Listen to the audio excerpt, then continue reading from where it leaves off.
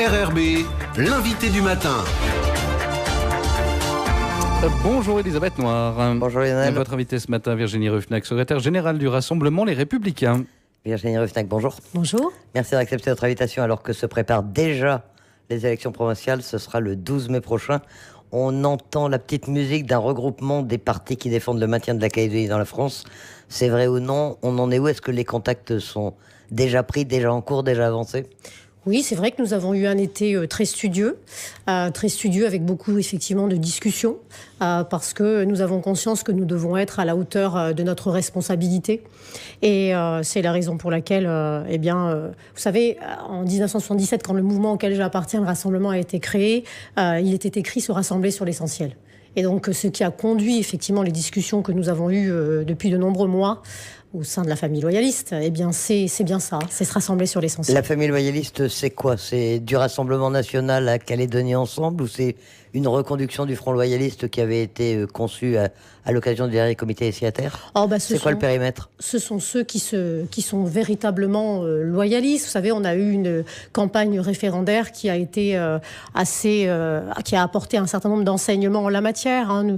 Nous avons été un certain nombre à faire une récampagne pour le non à l'indépendance, et puis on a vu au sein de ceux qui se revendiquent de cette famille loyaliste quelques ambiguïtés, des ni oui ni non, certains faisant croire que, quel que soit le résultat du référendum, l'avenir de la Calédonie serait toujours le même, ce que nous pensons pas du tout, et nous inscrivons en faux par rapport à ça. Donc, clairement, ceux qui se revendiquent véritablement non indépendantistes, nous avons vocation à recréer une majorité non indépendantiste au Congrès de la Nouvelle-Calédonie, à redoter la Nouvelle-Calédonie d'une telle majorité sans ambiguïté pour porter ses convictions dans les années décisives qui sont devant nous. Donc concrètement, les partis qui sont en cours de discussion aujourd'hui pour constituer éventuellement cette unité, c'est lesquels? Le Rassemblement, les Républicains? Vous avez ceux qui traditionnellement viennent tous du Rassemblement à la base, hein, c'est-à-dire évidemment les Républicains canadiens de Sonia Backes. Vous avez bien sûr le MPC de Gilles Brial avec lequel nous sommes unis au Congrès, et puis le Rassemblement et d'autres partis avec lesquels nous discutons. Je dirais que vous savez, on fait partie aussi d'une nouvelle génération qui venons tous finalement au départ du Rassemblement, qui travaillons ensemble depuis des années et qui partageons cette conviction du maintien de la Calédonie dans la France, d'une Calédonie où il n'y a pas une communauté au-dessus des autres, mais où tous les Calédoniens sont au centre du dispositif. C'est un certain nombre de valeurs que nous partageons depuis des années, et de manière spontanée, à l'issue du référendum, il y a eu un rapprochement entre nous pour discuter effectivement. Avec une capacité à dépasser vos divisions, puisque vous venez tous du Rassemblement, mais c'est parti un peu dans tous les sens ces dernières années. Est-ce qu'aujourd'hui, vous arrivez à dépasser ces divisions et à vous regrouper? Nous avons deux référendums comme épée de Damoclès au-dessus de notre tête. Nous avons un État aujourd'hui qui est plus qu'ambigu quant aux intentions qu'il a vis-à-vis de l'avenir de la Nouvelle-Calédonie. Nous vivons en Nouvelle-Calédonie donc une crise politique, notre avenir n'est pas défini. Nous vivons une crise économique, en particulier avec l'état de la SLN, qui, si jamais elle réduit la voilure, cette société historique, serait un séisme social. Donc, si vous voulez, il y a urgence à s'unir, et ces conditions, ce contexte de la Nouvelle-Calédonie aujourd'hui fait que la question ne se pose même plus. Et qu'effectivement, nous sentons et nous avons conscience de cette responsabilité à surmonter les quelques divergences que nous pouvons avoir et qui ne sont finalement pas très nombreuses par rapport à ce qui nous rapproche. Techniquement, qui a pris l'initiative de ce regroupement? Ça a été une initiative partagée? Ça a été un besoin des uns et des autres? Ou il y a eu quelqu'un qui a pris les choses en main, qui a été leader? Non, sincèrement, il y a eu une prise de conscience collective. Hein. Je parlais tout à l'heure de Sonia Backes, mais aussi de Philippe Blaise. Je parlais de Gilles Brial et d'Isabelle Chamorro, de Thierry Santa et moi-même. Il y a eu une intention collective, effectivement, de permettre à la Nouvelle-Calédonie de se redresser, de remonter la pente dans cette période difficile de crise que j'évoquais, avec des contraintes qui sont devant nous et que nous devons surmonter pour les Calédoniens. On est à un tournant de notre histoire. Nous devons penser à l'intérêt général des Calédoniens et de la Nouvelle-Calédonie prioritairement, et cela nous anime. C'est quelque chose de sincère que nous avons tous au fond du cœur. Alors, selon Philippe Blaise des Républicains calédoniens, vous auriez déclaré que la personnalité qui est actuellement le mieux à même de vous réunir, c'est Sonia Backes. Vous confirmez? Vous avez tenu de tels propos? Vous savez, c'est pas une campagne de la petite phrase. On ne se permet pas les uns et les autres aujourd'hui de jouer perso. Je vous le disais, on a une nouvelle équipe d'une nouvelle génération. Notre mission est de redoter le Congrès d'une véritable majorité non indépendantiste et de ne pas laisser ce Congrès précisément tomber aux mains des indépendantistes, de faire en sorte que le président du gouvernement soit non indépendantiste et mette en place une politique qui redresse la Nouvelle-Calédonie. On se rejoint complètement avec Philippe Blaise là-dessus. Donc on n'est pas à jouer perso, on est vraiment sur des choses de fond qui nous animent, et c'est ça le plus important aujourd'hui. Je voudrais quand même dire que on parle de manière assez superficielle de la SLN, mais la SLN aujourd'hui, c'est 15,5 milliards de salaires en Nouvelle-Calédonie. 40% de ça est versé en cotisation sociale à la CAFAD, c'est-à-dire plus de 6 milliards. Ça veut dire que si la SLN venait effectivement à fermer boutique, eh bien, ça serait un séisme pour la Calédonie. Toutes ces contraintes et ce contexte, en fait, fait que notre responsabilité est tout autre, si vous voulez, que de savoir qui est où, mais simplement créer une équipe d'une nouvelle génération qui ait conscience de cela et qui gère la Nouvelle-Calédonie.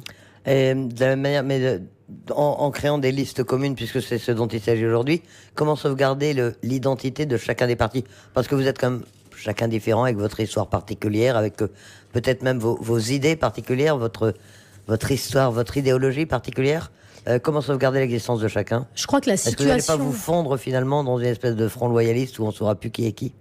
Je crois que le contexte que je viens de décrire de la Nouvelle-Calédonie fait qu'aujourd'hui, l'intérêt général dans une situation de crise multiple est complètement supra aux intérêts propres des partis politiques eux-mêmes. C'est d'ailleurs tout l'intérêt de cette union. Donc nous sommes à un tournant de notre histoire et nous devons relever cet enjeu pour les Calédoniens et nous devons redonner la confiance. Vous savez qu'il y a une perte de confiance profonde dans la société calédonienne, dans les politiques, dans leur avenir, et nous devons donc redonner cette confiance aujourd'hui. Ça, c'est supra aux partis politiques, mais je n'ai pas de doute sur le fait que nos personnalités multiples qui viennent de partis politiques différents avec, comme vous le disiez, des ADN et des façons de fonctionner un petit peu différentes, soient particulièrement complémentaires et que cette complémentarité soit très utile à la Nouvelle-Calédonie aujourd'hui. Vous travaillez déjà sur un projet, un programme commun où vous en êtes à la répartition de postes? Comment ça se passe? Parce que c'est pas toujours facile de constituer des listes communes. Non, ça n'est absolument pas une cuisine électorale, ou une cuisine électoraliste plutôt, disons-le. Ça n'est pas du tout ça. C'est véritablement un projet pour la Nouvelle-Calédonie. C'est un projet, effectivement, là je l'ai clairement affirmé, mais c'est sans ambiguïté, où nous devons nous battre dans les années à venir pour maintenir la Calédonie dans la France. Ça n'est pas juste un mot comme ça lancé en l'air. Nous devons nous battre. Nous avons vu le référendum. Nous avons prêché pour un grand nom. Nous avons pu être un peu déçus du résultat. Un certain nombre d'entre nous. N'empêche que nous devons nous battre puisque une majorité de Calédoniens a souhaité rester dans la France. Nous devons nous battre pour que la société calédonienne soit équilibrée et comme je vous le disais tout à l'heure, eh bien, que tous les Calédoniens soient au centre du dispositif et pas une communauté au-dessus des autres. Nous devons nous battre pour redonner une dynamique au niveau économique. C'est une vraie dynamique, c'est une union sacrée. Cette union, qui doit conduire à un projet de société qui redonne de l'espoir aux Calédoniens et qui remette la Calédonie sur des rails positifs de prospérité et d'apaisement. Un tel accord, parce qu'aux dernières nouvelles, il n'est pas encore formalisé, il n'est pas encore signé, il est en cours de discussion, ça porterait uniquement sur les provinciales ou à plus long terme sur effectivement la préparation du référendum? On a pu regretter qu'il n'y ait pas de campagne commune des partisans du maintien dans la France. Est-ce que cet accord pourrait porter sur le long terme? Est-ce que c'est l'objectif? Bien, vous le disiez, il n'y a pas eu forcément de campagne commune. Et bien, en politique, la responsabilité aussi politique, c'est de savoir tirer les constats, l'analyse et les conclusions de ce qui marche et de ce qui ne marche pas. Donc nous savons bien que nous devons nous unir bien au-delà de ces élections provinciales par rapport au contexte que j'ai précisé à plusieurs reprises dans cette interview, mais aussi par rapport aux échéances qui sont devant nous, avec effectivement la nécessité d'avoir un discours commun face à un État ambigu dont les intentions ne sont pas claires, face à des indépendantistes qui nous ont montré qu'ils savaient aussi se rassembler et qui ne lâchent pas leur projet d'indépendance aujourd'hui. Eh bien, nous sommes en face avec une majorité de Calédoniens que nous devons défendre. Face à Calédonie Ensemble également, puisqu'ils ne sont pas inclus a priori dans les discussions que vous menez aujourd'hui. Nous essayons au niveau territorial et en particulier en province Nord et en province des îles, qui sont des contextes très différents. Vous savez, les élections provinciales s'appellent provinciales parce que le contexte de la province Sud, il n'est pas le même que celui de la province Nord et de la province des îles. Je ne vais pas apprendre aux Calédoniens que 80% des électeurs en province des îles veulent l'indépendance, 75% en province Nord, et que c'est l'inverse en province Sud, là où il y a 75% de la population calédonienne. Donc, lors de ces élections, nous prônons, notamment en province Nord et en province des îles, une union loyaliste la plus large possible, bien sûr, pour que les 20 ou 25% de Calédoniens qui souhaitent le maintien dans la France puissent avoir une voix qui est portée. Parce que s'il y a trop de divisions, leur voix ne peut pas être portée. Mais néanmoins, vous le savez, en province Sud, nous souhaitons faire une alliance avec les vrais non-indépendantistes. Ceux qui ne font pas d'alliance avec les indépendantistes quand ça les arrange, ceux qui ne louvoient pas, qui ne jouent pas un jeu particulièrement ambigu, qui met en difficulté la Calédonie dans son maintien dans la France, ce qui est indispensable à notre avenir. Ça veut dire des listes communes à géométrie variable, avec pas les mêmes alliances dans la province sud que dans la province nord et dans la province des îles, mais partout essayer de faire l'union et de présenter des listes uniques. Oui, nous souhaitons faire en sorte que ces listes reflètent le plus possible partout la nécessité d'une affirmation d'une voix non indépendantiste fière, débarrassée de quelque complexe que ce soit. Vous savez, on nous a beaucoup reproché, dans le cadre du référendum, de ne pas assez affirmer nos couleurs, de ne pas assez avoir affirmé notre fierté d'être français. On nous a fait un procès en nous disant à l'avance, en nous prenant en otage à l'avance et en nous disant « ne faites pas de triomphalisme ». Eh bien, c'en est fini de tout cela. Nous voulons affirmer nos couleurs aujourd'hui. Les Calédoniens n'ont pas à rougir et à avoir honte qu'une majorité d'entre eux soient fiers d'appartenir à la France et souhaitent le rester. Et c'est ce que nous souhaitons porter comme voix dans les mois à venir. Alors nous sommes en février, le 13 février, si je ne me trompe. Les élections sont au mois de mai, c'est demain, enfin dans 2 mois. Ça va être quoi le calendrier maintenant ? Il faut finaliser cet accord, j'imagine ? Absolument, le premier des calendriers, vous savez, mardi prochain, le 19 février, nous réunissons chacun, et le rassemblement en particulier, nos différents conseils politiques ou comités directeurs pour proposer cette union et obtenir validation sur cette union.